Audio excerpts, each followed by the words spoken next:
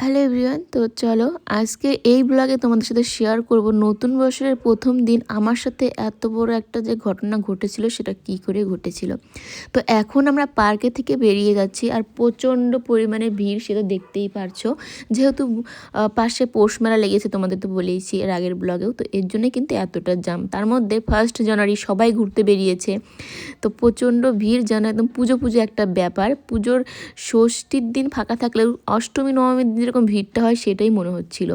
তো এরপরে আমরা চলে এসেছি কিন্তু ওই মেলার ওখানটায়, পৌষ মেলার এখানে ড্রিমল্যান্ড পার্কের একটা হচ্ছে বার্নার আর কি টানিয়েছে, যাতে মানুষ এখানে আসার পরে সেখানেও যায় আর কি। দেখছো ফায়দা কত দিকে। তো এখানে তো ঢুকেই কত যে দোকান, বাপরে বাপ। আর এগুলো দোকান থেকে আমার খাওয়ার কোনো রকমের ইচ্ছে নেই, এগুলো দোকান থেকে খেলেই পেটে খারাপ হবে, এটা আমি শিওর। তো সোনু তো খেতে যাচ্ছিলো আর বাবাও কিনতে যাচ্ছিলো, আমি বললাম এখান থেকে খাওয়া যাবে না, ভিতরে যেতে হবে। তো এই বলে যে ভুলটা করেছি সে কি আর বলবো, কেননা আমাদের ভেতরে গিয়েই অনেক বড় একটা তো পৌষ মেলা গেটের সামনে আমরা এখানে দাঁড়িয়ে আছি, আর এখানে এক একজনের 10 টাকা করে টিকিট। বাবা ওদিকে টিকিট কাটছিল আর আমরা এই ভিড়ে দাঁড়িয়ে, তখনই আর কি বলা বলি হচ্ছিল যে এরকম জায়গাতে চোর টোর আছে।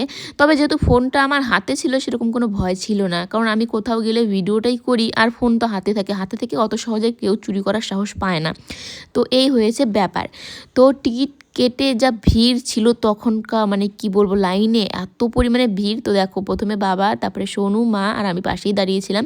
তো এখানেও অনেকে বলাবলি করছিল যে সবাই পার্স আর ফোন যেন সাবধানে রাখে, মানে লাইনে দাঁড়িয়েও অনেকে বলাবলি করছিল। তো সেরকম সবাই তো সাবধানে রাখেই, আর আমিও তো আমার ঠিক সাবধানেই রেখেছিলাম ফোন টোন সব কিছু।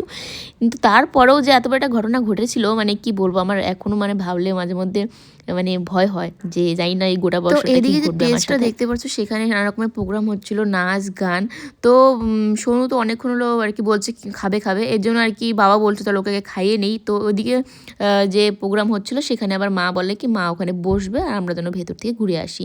তো এই বলে আর কি মা আর কি ওদিকে ভেতরে যাচ্ছিল, আর আমি তাহলে ভাবলাম যে আমিও বাবার সাথেই যাই, কিছু খেয়েই আসি, এখানে প্রোগ্রাম দেখতে পারবো। তো এই ভেবে আমিও বাবার সাথে সোনুর সাথে ভেতরে যাচ্ছি। তো এদিকে তো ফাঁকাই, দেখতেই পারছো অতটা খুব একটা ভিড় নেই, আর এখানে অনেক রকমের দোকান, অনেক অনেক কিছু দোকান। তো পৌষ মেলা ভেবেছিলাম পিঠে মিঠে এগুলো জিনিস পাওয়া যাবে, তো ভাবলাম তাহলে এগুলোই ভেতর থেকে খাবো।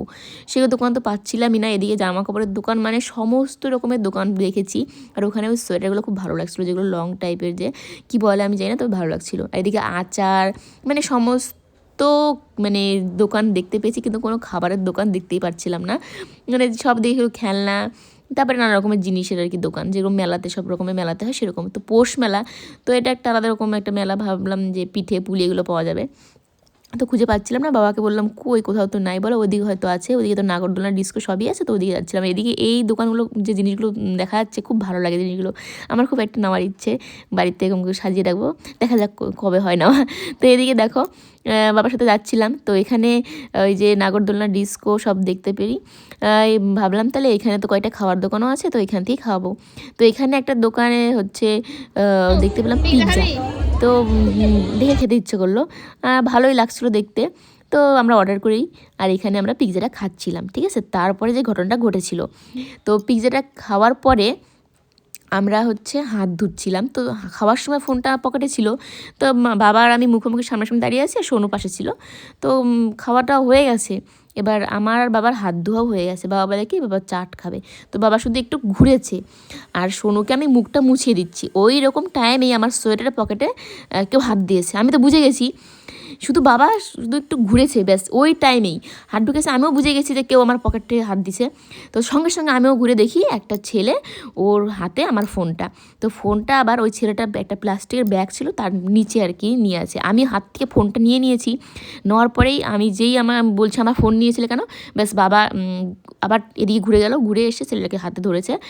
আর তারপরে বলল যে ফোন কেন চুরি করেছিল। সে তো চোর কখনোই আর কি স্বীকার করবে না যে সে চুরি করেছিল, আর সে চোরের ভিডিওটাও আমার আছে, আমি হচ্ছে পরে আপলোড করে দেব। তো তবে শুধু একটাই জিনিস, যে এত বড় মেলা সেখানে কোনো পুলিশ টুলিশ কিছু ছিল না, এই একটা ব্যাপার। আর দ্বিতীয় হচ্ছে চোরটাকে হাতে নাতে ধরা হলো, কিন্তু কেউ কিছু বলল না। শুধু আমার বাবা আর একটা লোক, মানে একটা দাদা ছিল, তারা কোলে আবার একটা ছোটো বাচ্চা ছিল, সে আর কি বলবে হাতে বাচ্চাকে কোলে নিয়ে। তো তাও মোটামুটি যাই হোক বলেছে। তবে আমার তো মনে যাচ্ছিলো যে কয়েকটা মানে গালে দেই, তবে বছরের প্রথম দিন আর অত অত সাহসটাও এখনও মানে হয়নি। তবে খুব রাগও হচ্ছিল, যেহেতু বছরের প্রথম দিন আমার ফোনটা এভাবে আমার কাছ থেকে ছিনিয়ে নিয়েছিল।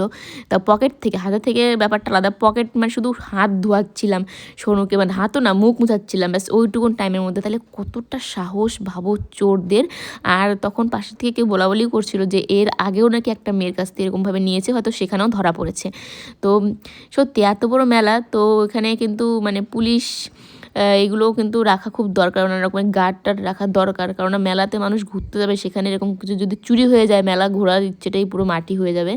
তো সেরকমই। তো আমরা একটু প্রোগ্রাম দেখে কিন্তু এখন যে বাড়ির দিকে যাচ্ছিলাম, আর তখন রাস্তার মধ্যে শুধু মানে ভাবছিলাম যে সত্যি আমার যদি ফোনটা চুরি হয়ে যেত তাহলে কী হতো। আর তখন তো মা ছিল না, মা ছিল ওখানে প্রোগ্রামের বসে, আর মা বলে আমি তাকে তো মারতাম ছেলেটাকে। সত্যি মানে তারপরে মা তো সারা রাস্তা চিন্তা করছিল, আর সত্যি বলতে আমিও মনে মনে ভাবছিলাম যে বছরের প্রথম দিন সারা দিনটা ভালো গেল, আর একটু মানে সময়ের জন্য শুধু সোনুকে হাত মানে মোছাতে গিয়ে যে এরকম একটা ঘটনা ঘটে যাবে। সত্যি মানে কি বলবো, কতটা সাহস তাহলে এরকম ছেলেপেলের। আর সত্যি এই চোরগুলো না ভালো মতো শাস্তি পায় না দেখেই এরকম ওদের সাহসটা বেড়ে যায়। কারণ চোরদের যদি ঠিক মতো সাজা দেওয়া হতো তাহলে এতটা সাহস ওরা পেতো না, যে এরকম লোকজনের সামনে এভাবে কীভাবে চুরি করে না, সত্যি ভাবলেও মানে অবাক লাগে যে কীরকম। তো এভাবেই বছরের প্রথম দিন কেটে যায় আমাদের। চুরি হতে হতে ফোনটা বেঁচে গেছে, যদি চুরি হয়ে যেত তাহলে না জানি আমার কি হতো, কারণ নতুন মানে ফোনটা পুজোতে নিয়েছি আর এখন আমার কিস্তি চলছে। তো আমার এই আইফোনটা যদি চুরি হয়ে যেত সত্যি আমার কষ্টের শেষ থাকতো না। তো যাই হোক, ভগবানের আশীর্বাদে আমি চোরের হাত থেকে ছিনিয়ে নিতে পেরেছি আমার ফোনটা, এই অনেক। তো এই বছরটা আমাকে ফোন অনেক সাবধানে রাখতে হবে, এমনিতেই সাবধানে রাখি, আরও সাবধানে রাখতে হবে।